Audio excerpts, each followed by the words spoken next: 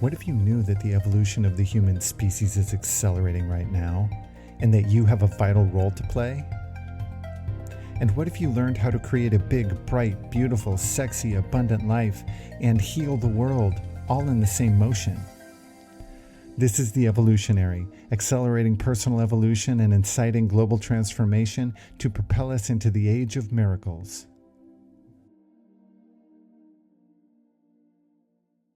Hello and welcome to The Evolutionary. My name is David Knox and I am still your host.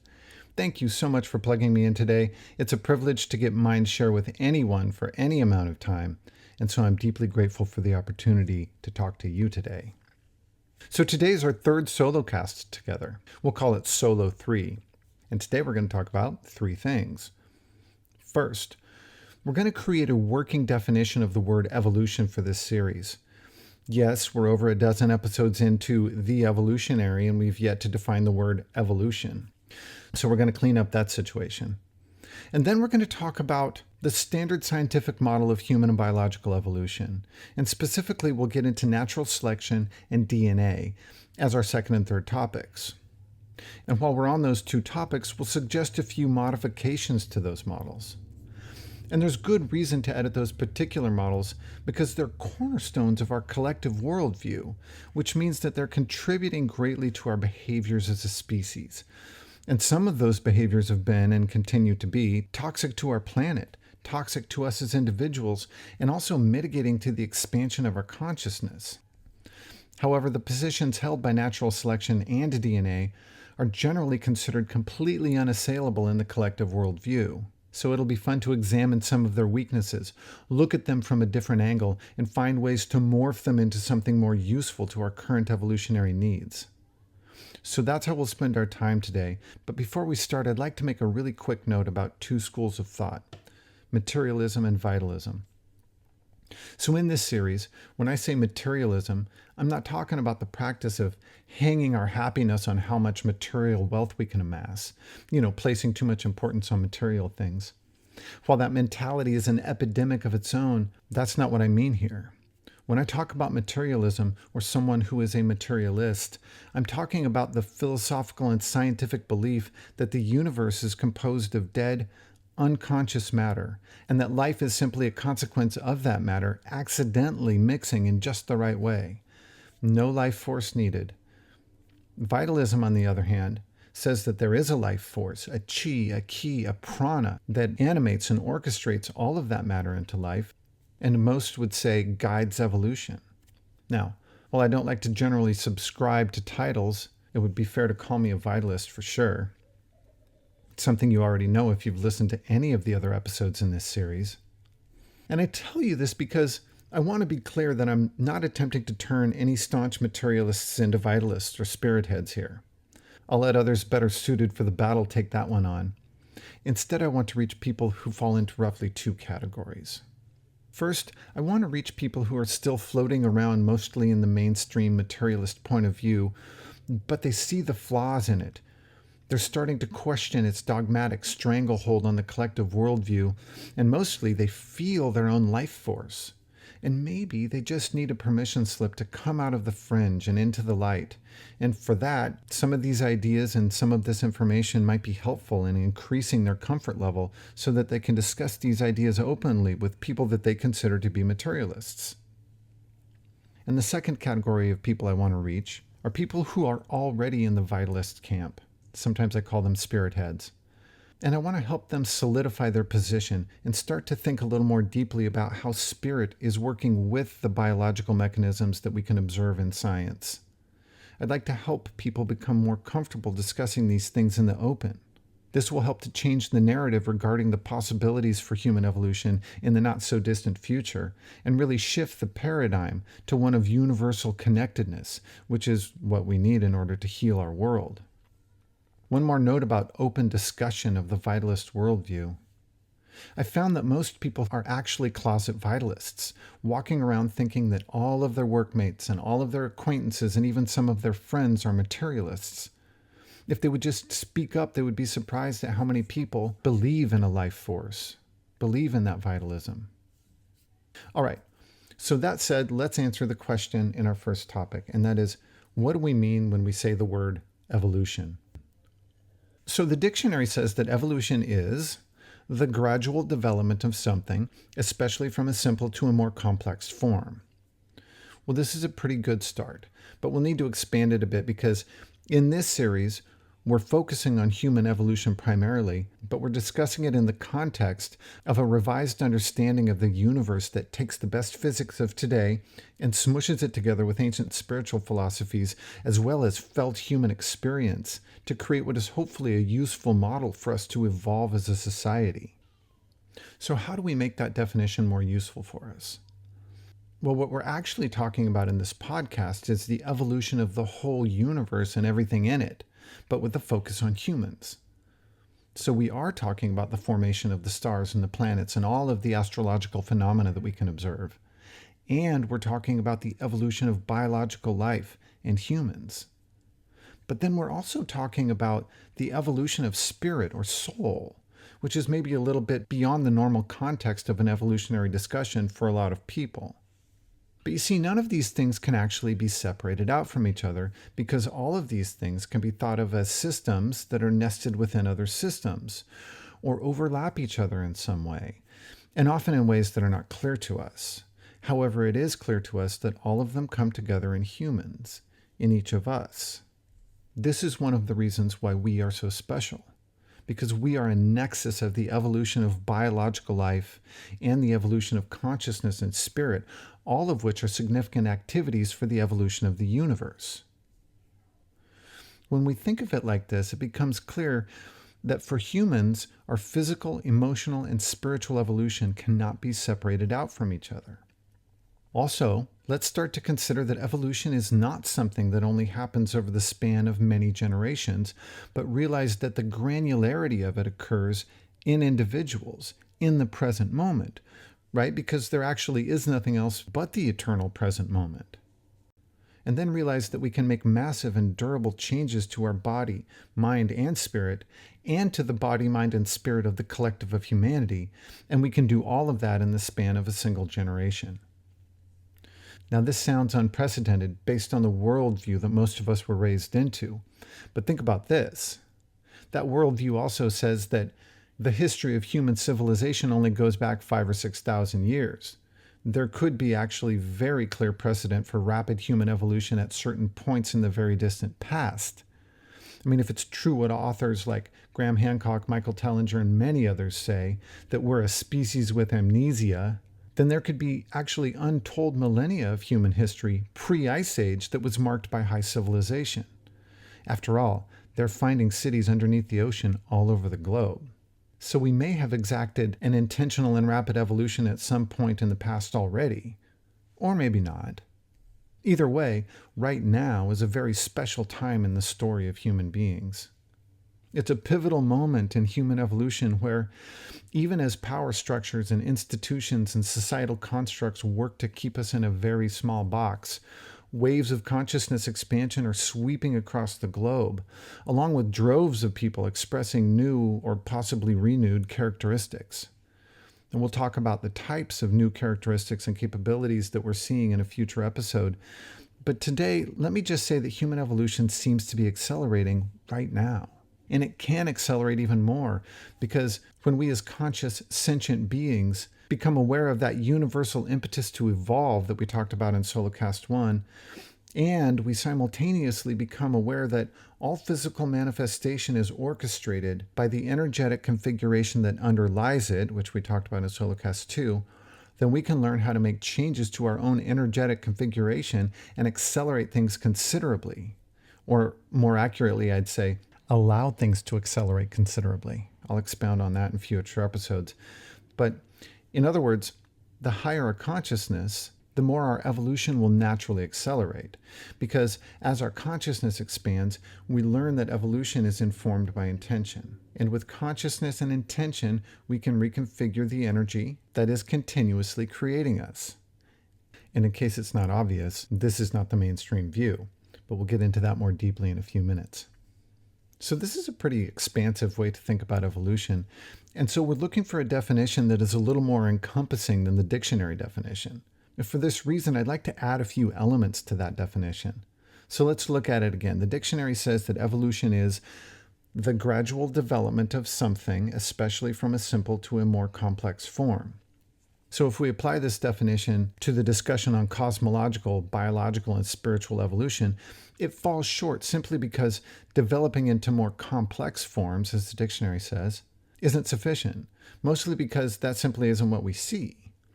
It's observable to almost anyone, at least in cosmology and biology, that evolution also involves greater degrees of diversity and beauty and necessarily of order, because to have greater complexity without commensurate order would result in chaos, imbalance, and discord. So we're going to add diversity, beauty, and order into the mix. And by the way, some would take issue with the word beauty in there because it's so subjective. But is it? I mean, look around. Look at the stars and the planets. Spend some time in nature. It's breathtakingly beautiful, and it's no accident. There's an aesthetic being expressed by the universal mind, and it's everywhere. Also, it's my podcast, so beauty stays in. All right, so let's rewrite the definition like this. Evolution is the development of a system or an entity into greater degrees of complexity, diversity, beauty, and order. But also, I think it's necessary to note that natural systems will always move toward harmony and balance, but only when they're out of harmony and balance. This is more of a fluctuation in and out of harmony and balance than it is in evolution. In other words, you can't have greater and greater degrees of harmony and balance ad infinitum like you can greater degrees of complexity, order, beauty, and diversity, right? Because once you've achieved perfect harmony and balance, there is no more to achieve. However, in evolving systems, each change will alter things in such a way that some adjustments will be needed, right? In other words, they'll come out of harmony and balance a little bit and have to be adjusted back into it. We can see this in our own creative endeavors, in fact. We create something with a vision or an intention, and the resulting creation always differs from our original vision in some way, whether it's in its form or its function or its usefulness, or even if it's just in the way that we feel about it, or the way that it's received in the world. In other words, there's something surprising to us about our own creation, and there are impacts or repercussions of our creation.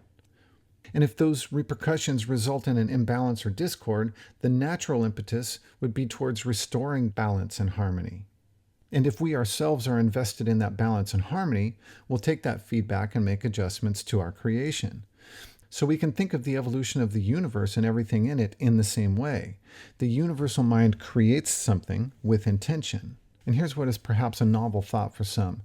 Just like our personal creation, the resulting universal creation is always a surprise in some way to the universal mind itself. There is always something that is unexpected. So the feedback is apprehended and adjustments are made, adjustments to repair any imbalance or discord that may have resulted, and to dial into the original intention, kind of, because the original intention itself is morphed into something new, something with even greater degrees of complexity, order, beauty, and diversity. This is the creative process, and this is the evolutionary process. It's the same process.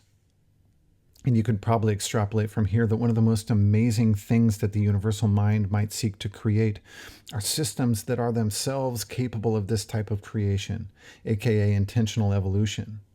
And that would be you and me, and possibly countless other entities capable of creation and intentional evolution, many of which are undoubtedly far more advanced and evolved than humans. But that's a discussion for another day.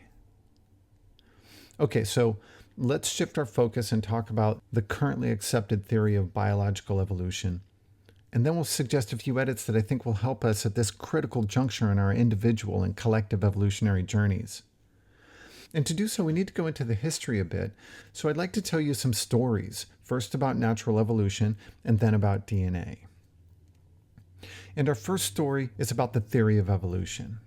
And the story begins in the town of Down, England, in a place known as Down House, the historic home of Charles Darwin. It was 1858, and Darwin was working on his theory of evolution that would become known as natural selection, when a letter arrived that would rock his world. The letter was written by a Mr. Alfred Russel Wallace, a working-class man who had managed to become highly educated in the natural sciences. and had followed his passion to become a naturalist, which is what they called people who studied stuff like biology and geology back in those days. Wallace was actually quite a badass adventurer. He spent years in the Amazon rainforest meticulously studying the flora and fauna, but when he wrote the letter to Darwin, he was in the Malay archipelago, which is present-day Malaysia, Singapore, and Indonesia.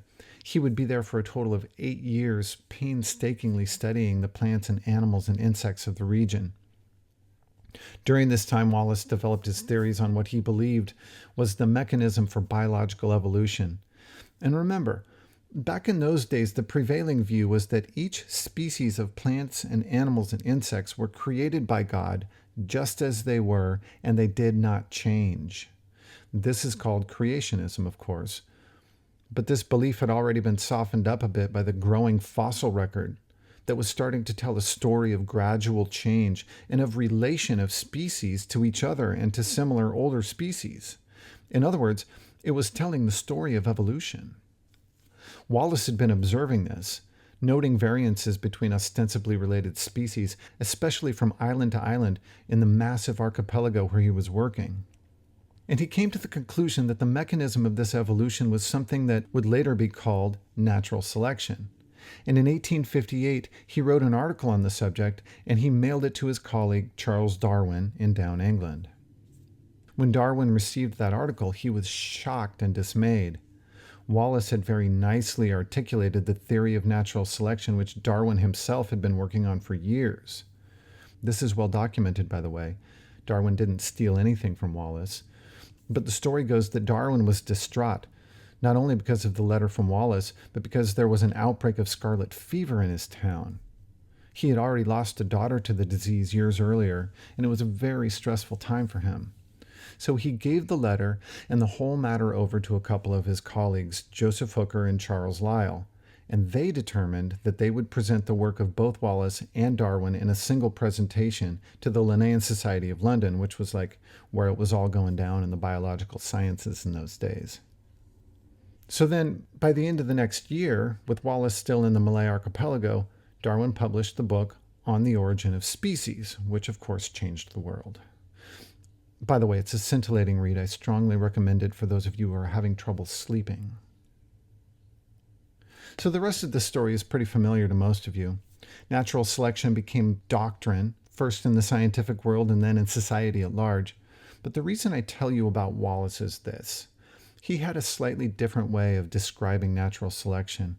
Whereas Darwin described it as survival of the fittest, which became one of the defining memes of the 20th century, Wallace had a slightly different meme for it. He called it elimination of the weakest. Now have a think about the not-so-subtle difference here. In the model of survival of the fittest, absolutely every species and absolutely every member of every species, except the very few who prove to be the strongest, are under constant threat of being destroyed. However, under Wallace's model, elimination of the weakest, which is still describing natural selection, by the way, almost every species and almost every member of every species is fine, except for the very few who prove the weakest. And they will be eliminated by nature in a way that sustains the system in balance and harmony.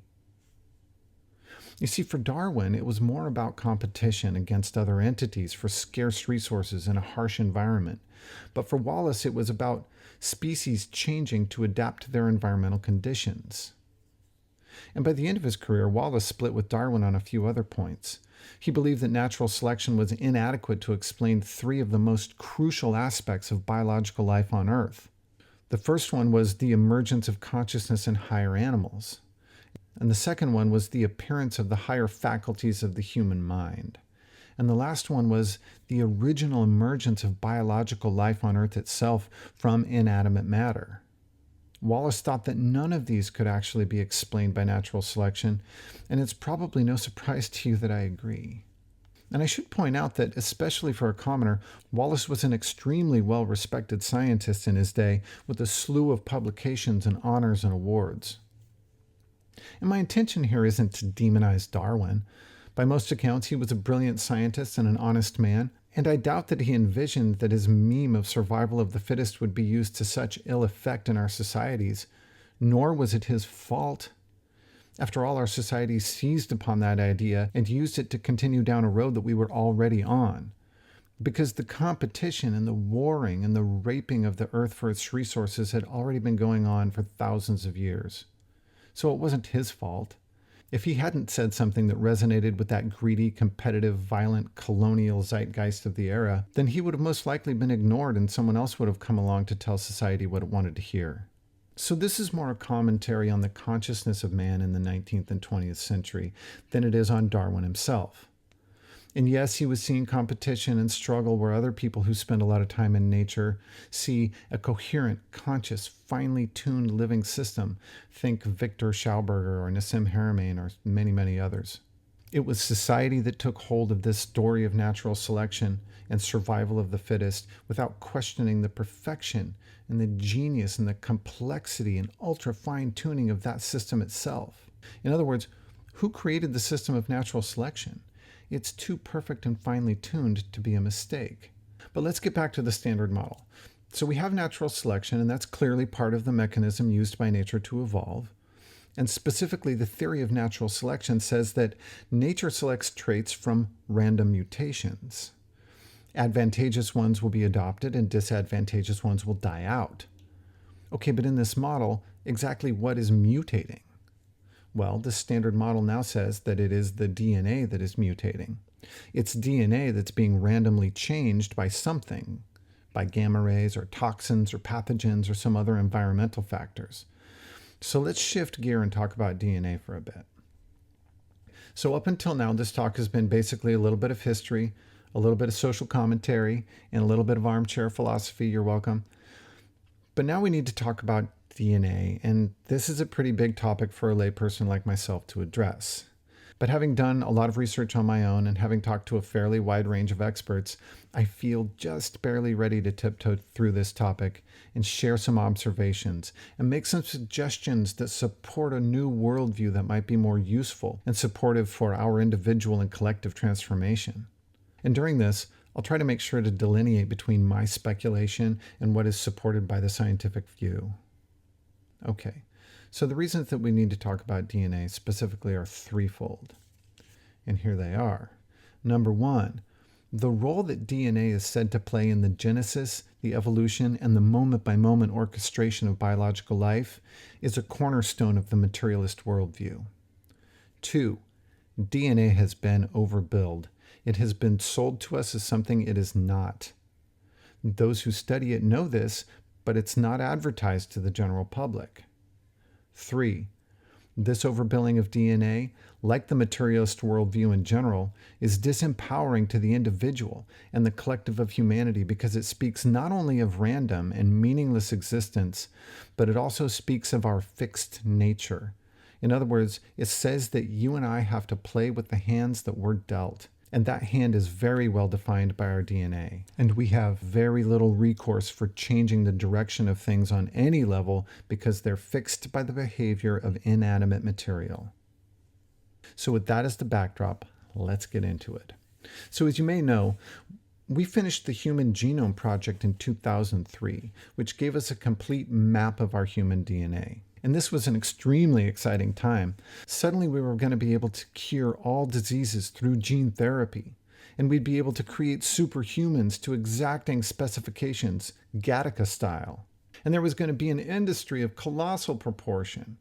So during the project, billions and billions of dollars from venture capitalists began to pour into biotech startups in anticipation of all of that money to be made. And at the same time, materialists were salivating because this mapping was going to be the coup de grace of vitalism. The debate would finally be settled. There would no longer be any place in our worldview for a life force. We would be rid of the chi, the ki, the prana once and for all. And killing vitalism would be the crowning achievement in the building of the mechanistic model of the dead, unconscious, random, entropic, meaningless universe. Yeah, believe it or not, there were and still are people who dedicate their lives to this cause. Anyway, it didn't happen, did it? Things went kind of quiet. Billions and billions of investment dollars were lost in those biotech startups because they couldn't make good on all of the promises of DNA. What went wrong, and why haven't we heard about it in the mainstream media or even in our education systems? Last I heard, even university biological courses don't reveal the truth about DNA until upper level classes. So what's happening here? Well, DNA was simply overbilled. And let me give you 3 examples. The first thing they told us about DNA and the nucleus that houses it is that it's the brain of the cell. We were all taught this at many points in our basic ed classes, and they still teach this in school today, as I mentioned, all the way up into university courses. But ask your friendly neighborhood cellular biologist, if you have one, what happens when they remove the nucleus from a cell? If the nucleus was the brain of the cell, then the cell should die pretty much immediately. So think about yourself. Obviously, if they excised your brain from your body, you'd die immediately. However, a cell can live for quite some time without its nucleus. In fact, it can and does perform all of its normal functions for a long time. Now, it can't make new protein because it needs DNA for that. Otherwise, it's business as usual until its parts wear out. So it's clear that the nucleus in DNA is not the brain of the cell. It's not the control center. In fact, the membrane of the cell seems to be calling a lot of the shots, initiating most of the activities, but let's hold that discussion for another time. So what does DNA do if it's not the brain of the cell? Well, DNA's primary function is that it's the repository of all of our genes. And genes are the codes that the cell uses to make new proteins, which are the building blocks of biological life. They're the things that execute all of our movements, that do all of our stuff, that make up all of our tissues.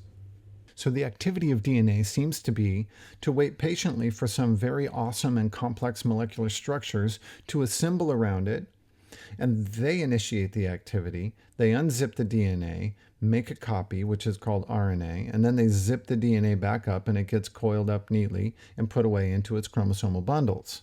So when it's not being read, what DNA seems to be doing is just chilling, not directing anything. Second example. Another job that DNA is purportedly responsible for is morphogenesis, which refers to dictating the actual shape, form, and structure of an entity and all of the details therein. DNA has been billed as the blueprint for our bodies, but it's not.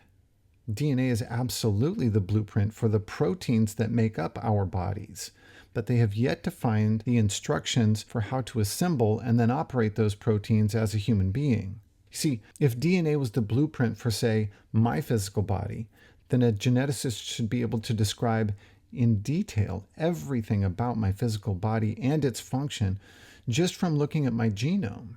They should be able to tell me the length and width of my femur bone, for example, or the sizes and shapes of the ventricles of my heart, the arrangement of the folds of the tissues in my organs. But the fact is they don't have this. They can't even tell you how tall I am. They can tell you I'm male, white, of European descent, and evidently related to Genghis Khan, to which I say congratulations. One would have a pretty good shot at guessing that much from my name. David Knox, very white, very European, very male. So I was discussing this with a friend of mine, and they pointed out that when DNA is changed, it does change the physical form. This is true. It's extremely well documented. There is clearly a relationship between the DNA and our physical form.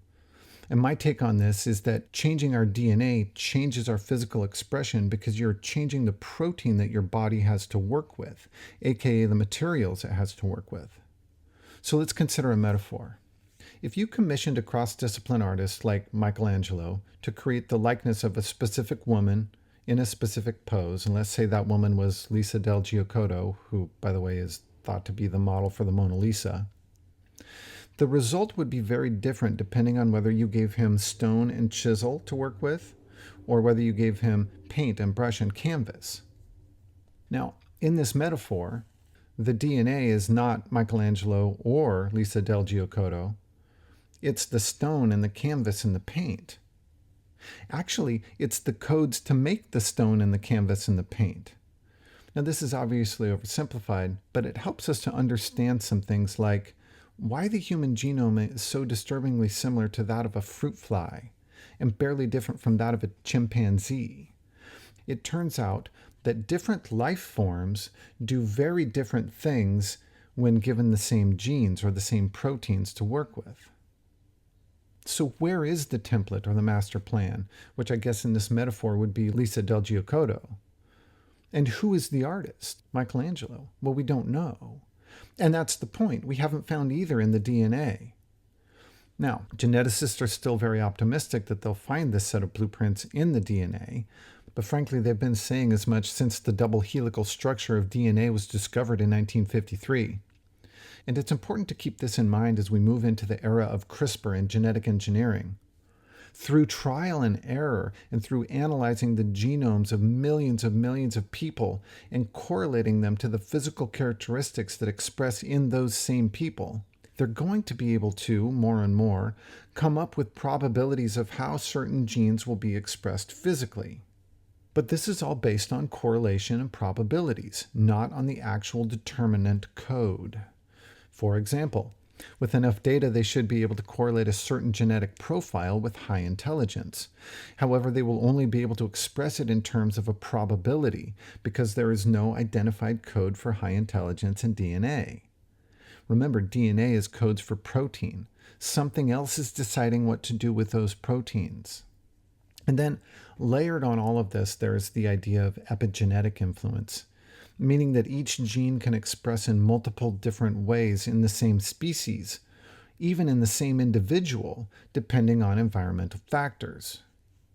And based on the work of Drs. Lipton and Dispenza and many others, we're now starting to realize that one of the most powerful factors influencing genetic expression is the human heart and mind working together in coherence and with intention.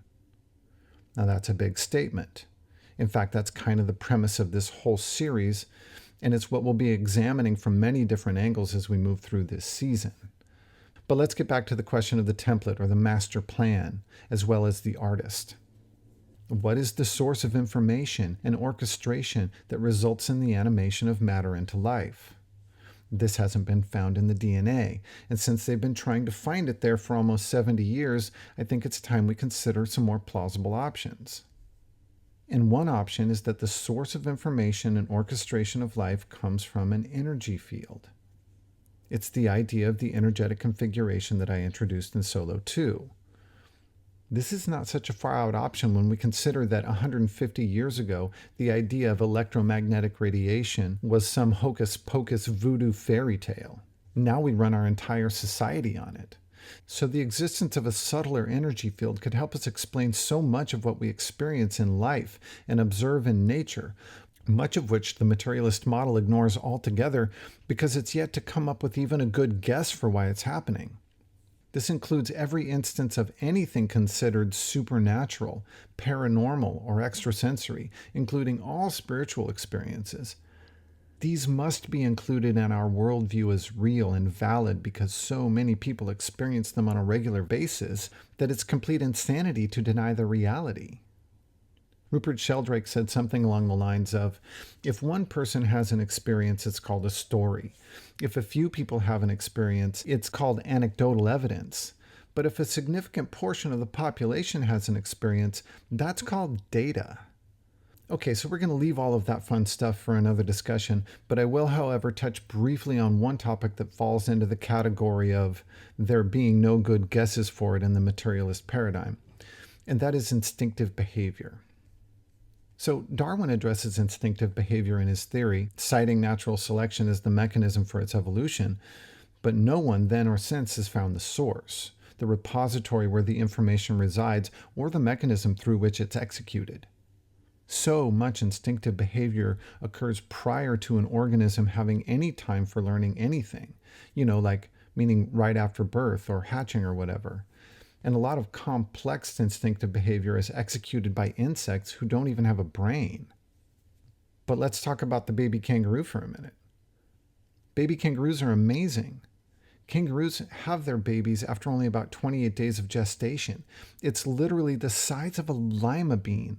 It doesn't even have any eyes or ears yet. It's not even recognizable as a kangaroo. So to the untrained eye, it could be an embryo of any number of species. And when it comes out, its mother is sitting upright, And this completely undeveloped little lima bean of an embryo with curiously strong arms knows not only which direction to go, but how to pull itself up through its mama's hair forest, completely unassisted, all the way up the front of its mother's belly and into the pouch, where it somehow gets connected to a nipple, even though it doesn't have enough mouth muscles to suckle. The nipple swells and holds it there. And then it continues its development for several more months. And nature is full of crazy shit like this. And the information source and the mechanism for execution of this type of instinctive behavior is a total mystery. So if there was an energy field acting as a source of information and orchestration of matter into life, all of this could start to make some sense. Not only instinctive behavior, but why some species can grow back entire limbs. It would help explain how flocks of birds and schools of fish move together in perfect synchronicity. How pets know when their owners are coming home. How we can think about someone and then they contact us out of the blue. How we can feel when someone is staring at us from behind. How remote viewing is possible. How astral travel is possible. And what about near-death experiences where someone leaves their body, listens to conversations in the hallways outside the room, or sees some specific visual detail in the room that they would have no way of knowing because their brain wasn't functioning at the time? They go and experience beings of light, and then they return to their body. There are truckloads of literature on this now. And how about explaining how our bodies can orchestrate the activities of 50 trillion cells that each have 100 million atoms in them? And our bodies are orchestrating all of this stuff at the molecular level all of the time. And then, of course, there's the already large and rapidly growing community of people who experience supernatural phenomenon regularly. What am I talking about? All kinds of stuff. All kinds of stuff that we'll be discussing in another episode, because I've been talking for a while now, so I think I'll give you a break and I'll give me a break. And next time, in Solo 4, we'll be talking about all of the factors that make right now such a special time in history, where the evolution of the few can have a massive impact on the evolution of the collective. Thank you so much for listening today. My wish for all of us is that we can help each other to find our own highly unique evolutionary path and then accelerate along that path. And we'll know we found that path from the joy and excitement we feel as we move along it. That's all for today. Thank you so much. Talk to you next time. If you'd like to learn more about The Evolutionary, you can check us out at theevolutionary.life. That's right, .life.com is so last season. It's theevolutionary.life. Check it out. Thank you so much for listening. Don't forget to hit the subscribe button, and I'll talk to you next time.